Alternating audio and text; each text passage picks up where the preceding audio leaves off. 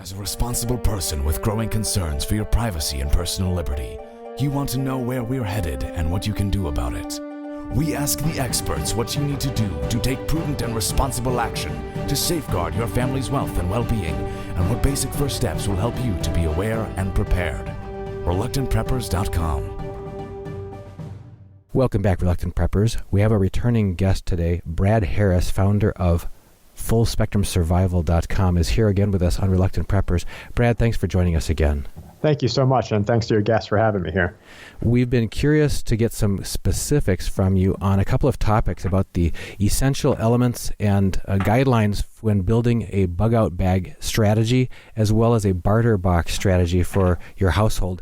And if you could first give us a view of some key current events that you think the aware need to be in the know of right now, and then we can jump right into what are some strategies we need to use when designing our bug out bag and our barter boxes.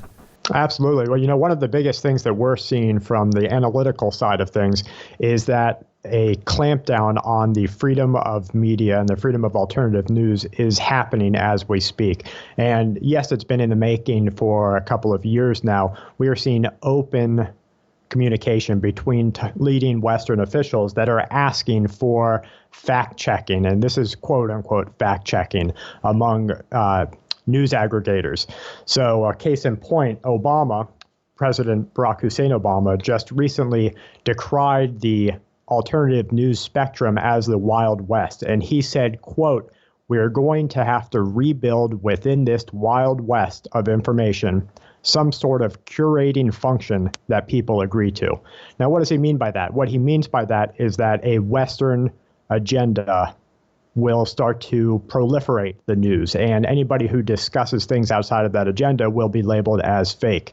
So this is something that we see happening, something that's very concerning for us and for your listeners as well, because this is where the truth breeds. This is where freedom of information actually gets out into the people's ears. Without this, you wouldn't know of the disastrous things that are being put into vaccines. You wouldn't know of monkeypox that is ongoing, an outbreak that's ongoing right now in Africa.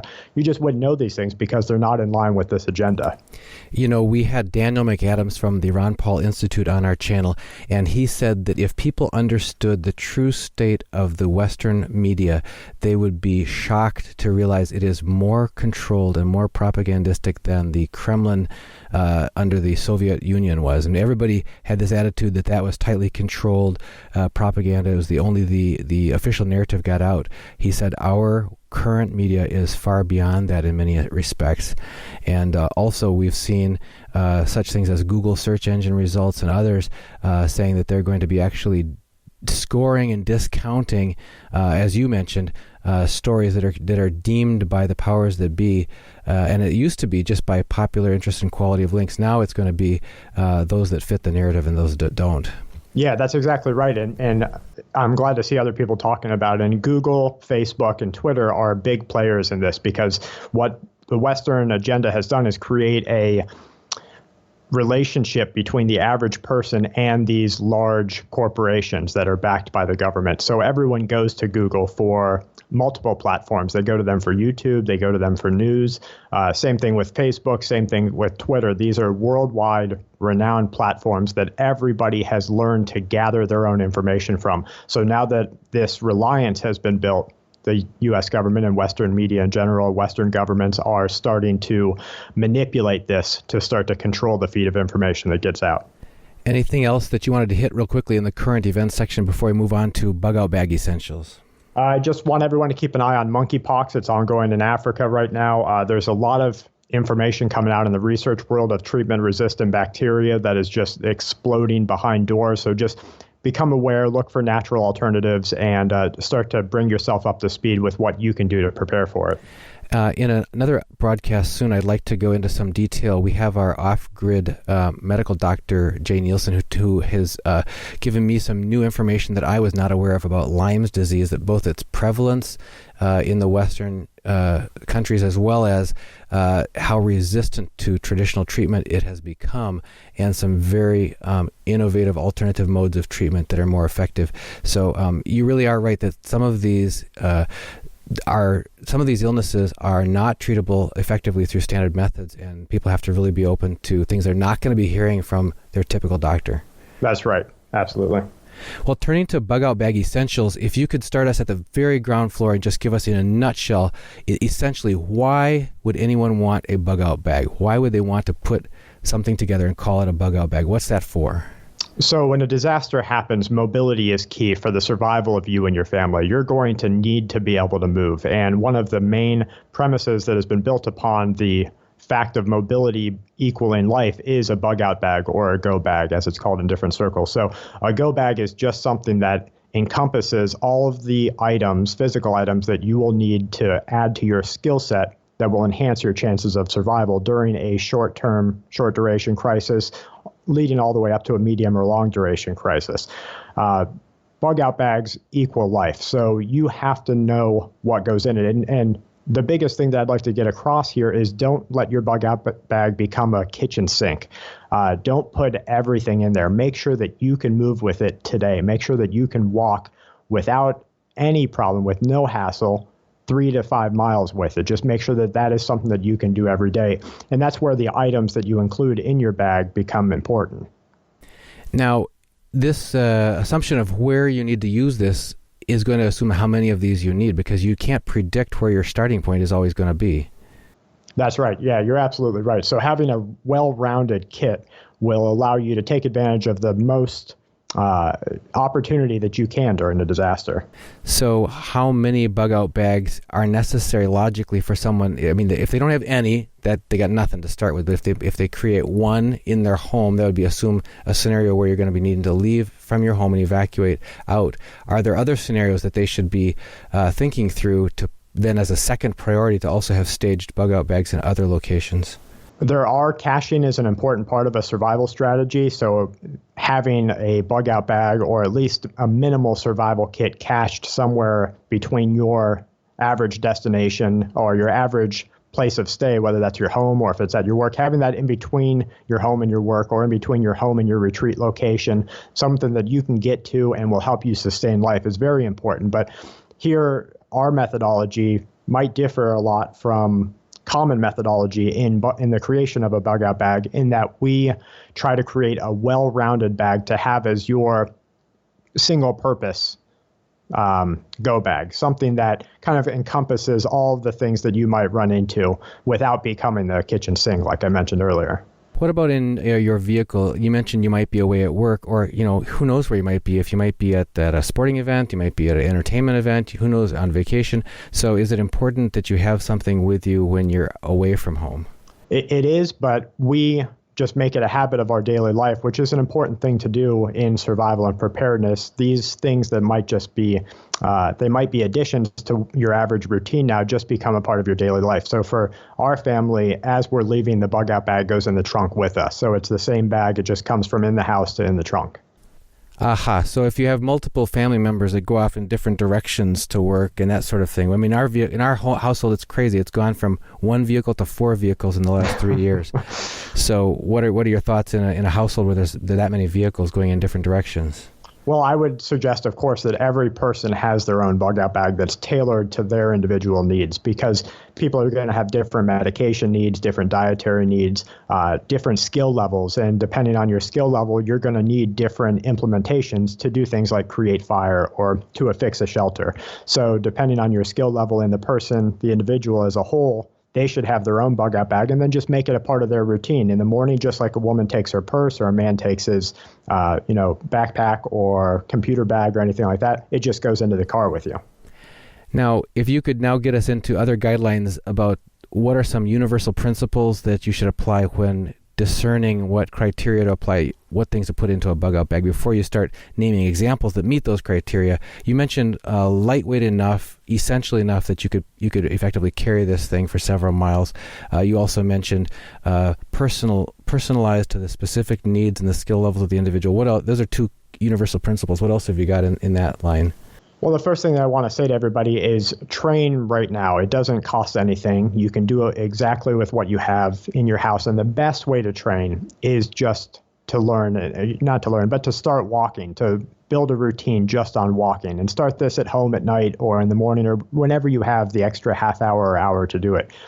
My wife and I, we put in 3 to 5 miles every day like clockwork. And we do this and we use it as a relationship time, of course, to talk and discuss different things. But it's good for us in a training aspect because we have now noted abandoned buildings nearby. We've noted sources of water nearby, good spots for tinder, wild edibles. So you sort of build a map in your mind of all these things around your home and around your neighborhood, or at least your environment, that can become useful to you during a disaster. So starting that routine now and getting out there and actually walking and just building that internal map of the things around you will help you in a disaster. And it will also make it so that when you have to ruck 5 miles or 10 miles with your bag, it's not going to hurt you. You're not going to develop blisters on your feet with shoes you haven't worn before.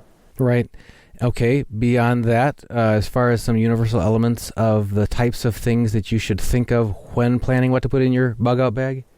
Yes, absolutely. So I would say make a list that's individually tailored to everybody's individual needs, but then look at it and really concentrate on each item of that list. And are there dual purpose items? Can something be substituted for another item that could be dual purpose? And just pay attention to the essentials. Water, of course, have something to boil water in, and have something like a Sawyer mini filter that can provide you with safe water to drink. Food, protein is key. It's also easily packable. You've got your jerkies, your canned tuna, canned chicken, things like that. Staple foods, and food is something that's over accentuated in every bug out bag. And if you like MREs, perfect. Those are great examples of things that you can put in there. If you like to tailor your bag to yourself a little bit more, just keep the staples simple: rice, sugar, salt, and protein. And with that, you're going to have everything that you need, and some vegetables in there, if you can. Fire, get a ferrocerium rod. If any listeners don't know what that is, it's a Swedish fire steel. You can get them for anywhere from $10 to $20. Scrapes with a metal tool, and it will provide a shower of sparks that you can ignite tinder with. We only have two to three main items in our fire kit: the ferrocerium rod, of course, a Bic lighter, but those are kind of just items that are in there. We know they're going to fail eventually. Wax infused cotton balls. If anyone hasn't done this yet, melt candle wax from the dollar store, put cotton balls in it until they're saturated and inundated with the wax, let them dry, and these are going to have an individual burn time of anywhere between 6 and 11 minutes. So you'll have with you a small Ziploc bag of wax-infused cotton balls that you can use for fire starting or even to boil water with or cook your food with. First aid kit is important. Again, individualized with medicine for each individual. If you have medicine that something that you have to take, a prescription that a person has to take each and every day. The simple staples are, of course, ibuprofen and aspirin, Benadryl, liquid Band-Aid, a tourniquet, something that you can apply yourself. We keep in ours a CPR shield in case you have to use CPR on someone else, an individual that you don't know. Trauma pads. In my individual kit, I have a stethoscope and pressure cuff. Those things like the tourniquet, the pressure cuff, you're going to have to build your skills, make sure that you know how to use it rather than just saying, okay, well, I have it in there. I could figure it out if I have to. It is something that you have to learn how to do beforehand. Security, overlooked but important in a bug out bag. A firearm, if you can use one, with at least 20 to 25 rounds of ammunition, no less. Ammunition and water are the two heaviest things that you're going to put in your bug out bag. So pay consideration to what you can bend on the other rules to try to provide yourself with more water, more ammunition. If you're in a place that you can't have a firearm, gel pepper spray works well. Tasers work well. Batons, things like that. Of course, train with a knife. They have good training knives out there that are, blue in color. You can actually get with someone and you can go to facilities and train with them so that you can better fight with a knife. And in our bug out bag, we consider our flashlight part of our security. Just gives us an advantage at night and allows you to use it for security implementations. Shelter, very important. Personally, and I have no affiliation with any of these companies. Personally, I use a Snugpak ionosphere. It's lightweight. It's single person. My wife has another one. The kids have another one. Military issue. bivy bag. If there's one thing that I had to say, okay, everybody go get this for if you have nothing else, you don't have a tent, you don't have a tarp, get the military issue bivy bag sleep system. It's going to weigh around 10 pounds in total. I think the cost is around $200. It's Gore-Tex on the outside cover. You can remove or add the different layers of the sleep system to go all the way down to negative 30 degrees Fahrenheit. So you have a single sleep system that will provide you with an adequate shelter no matter where you are in the foreseeable world. Pay attention to your clothing for your bug out bag. You're going to want extra socks. Wear your boots now. Get them rucked in. Get out there. Get them to fit your feet. If they don't work and you get blisters every time you take a walk or take a hike in them, find something else. Yep. Wide brim hat and working gloves, and that kind of covers up shelter. And then there's just really odds and ends after that. Titanium shovel for digging a trench, Gorilla Tape on a gift card, small portable solar setup, something that is around 7 to 14 watts that you can recharge your batteries for your flashlight and recharge your phones with. Portable 8-watt ham radio with a wideband monitoring spectrum so that you can really gather information out there and gather an idea of what's going on around you. Whistle for communication, and then just hygiene items, really. I missed one thing. You said Gorilla Tape and a postcard. What was that about?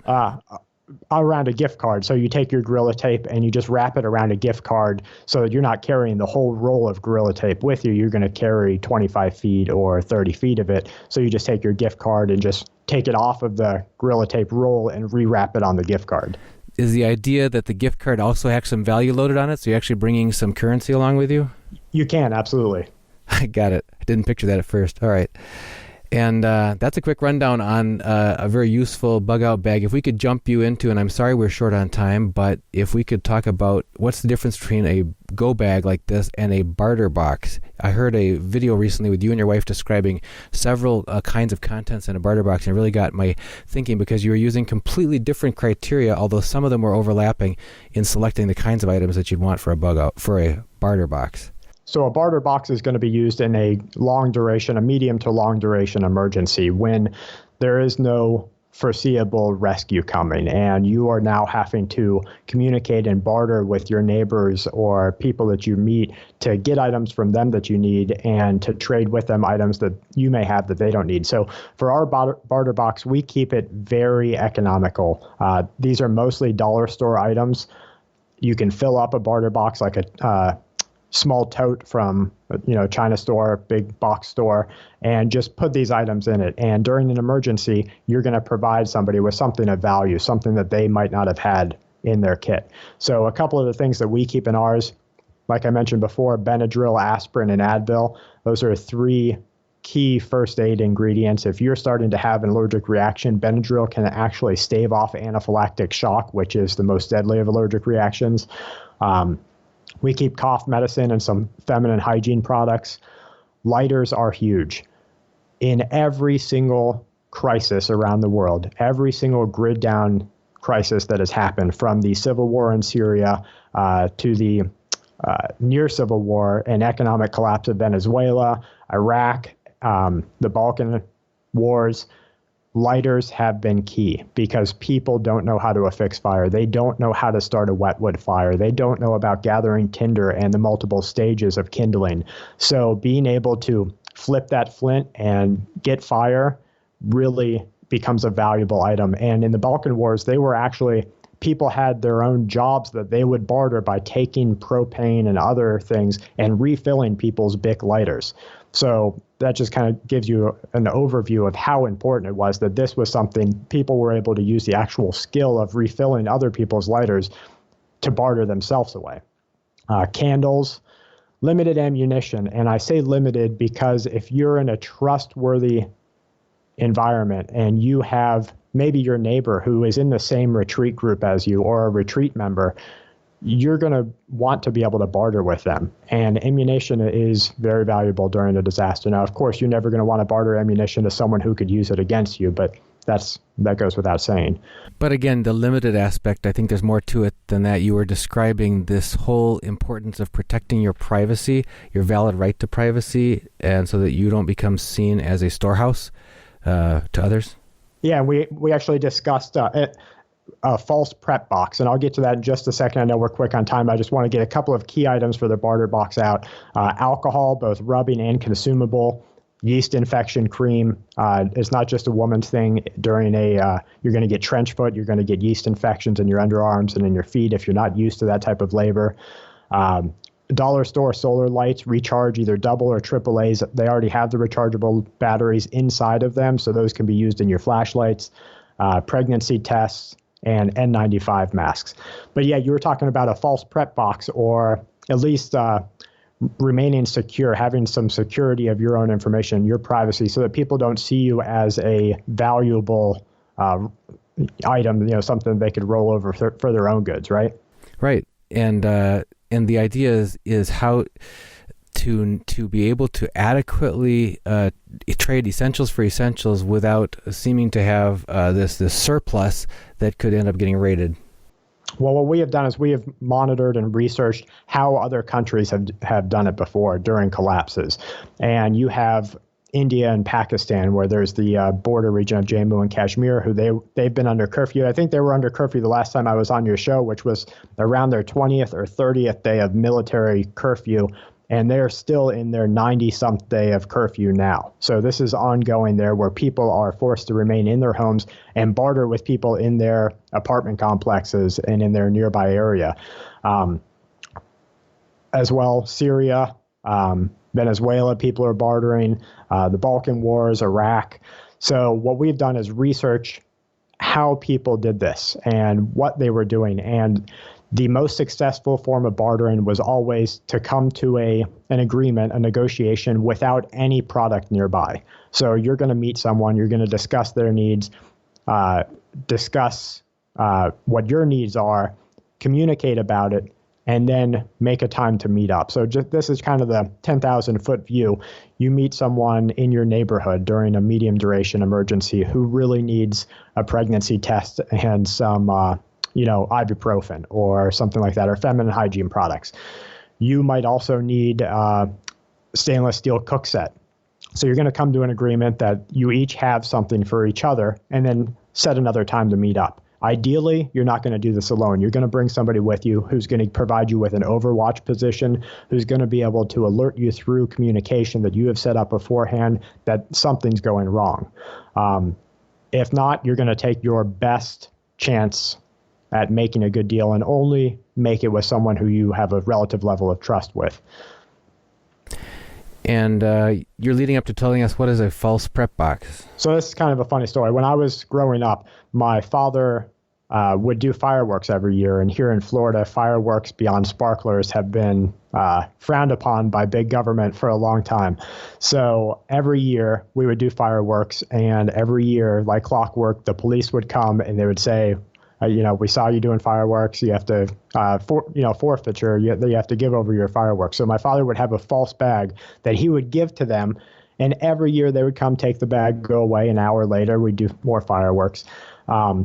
So this kind of laid groundwork in my mind for a false prep box. So during an emergency, to say that I would never let somebody come and roll me over would be ignorant on my part. It would be ignorant on everyone's part in the community, because you don't know what could happen. And if you get caught by surprise, it can happen. And you might get caught by surprise by someone who doesn't want to be an outright murderer, but who wants all of your items.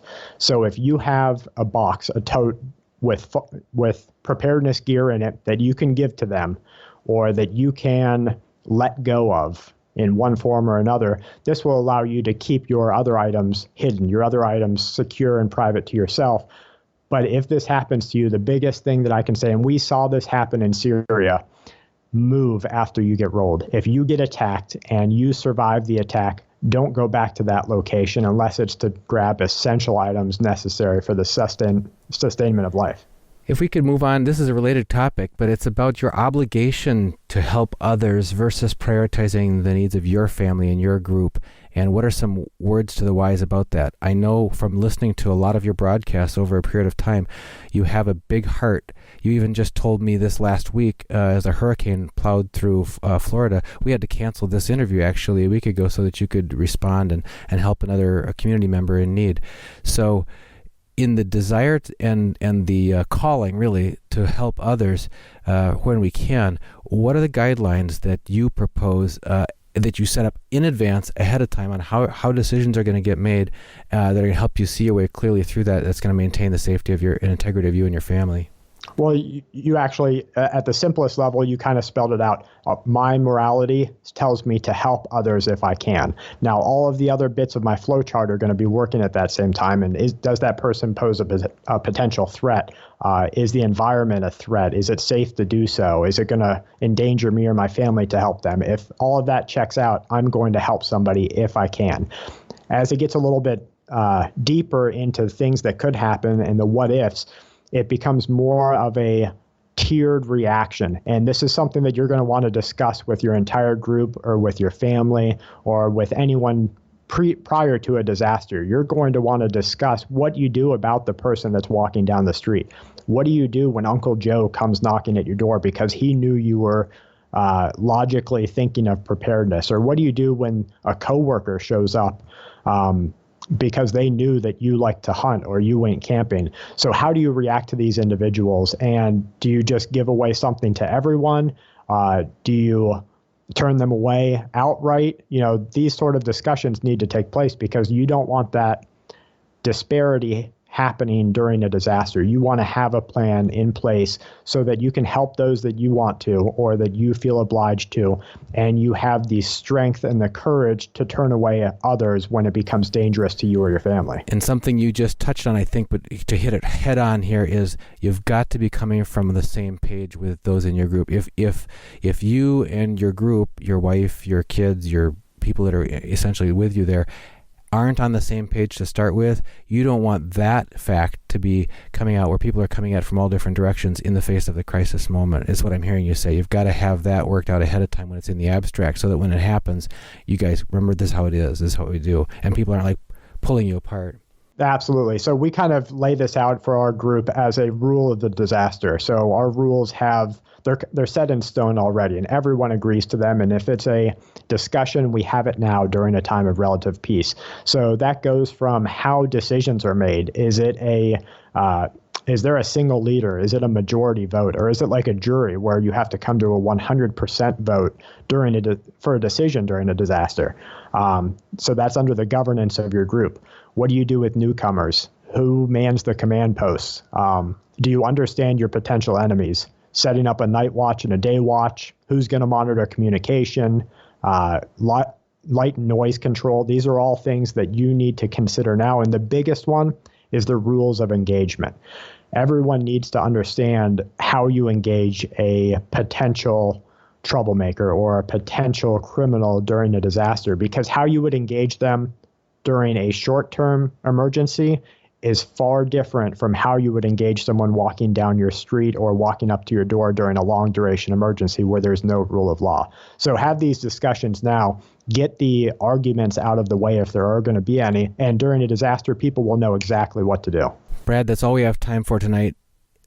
Each of these is just scratching the surface. I know you've got links up to some of these topics on your fullspectrumsurvival.com site. So we'll try to pull up a few of those and add them into the comments under this interview so that people can follow up if they want to get more details. Just thank you once again for joining us this time on Reluctant Preppers. We're going to have you back again real soon because each of these just opens a whole bunch of new doors for us. So thank you so much for having us, and I hope everyone comes and joins us with the daily world news update at Full Spectrum Survival on YouTube. Very good. Thanks, Brad. Thank you.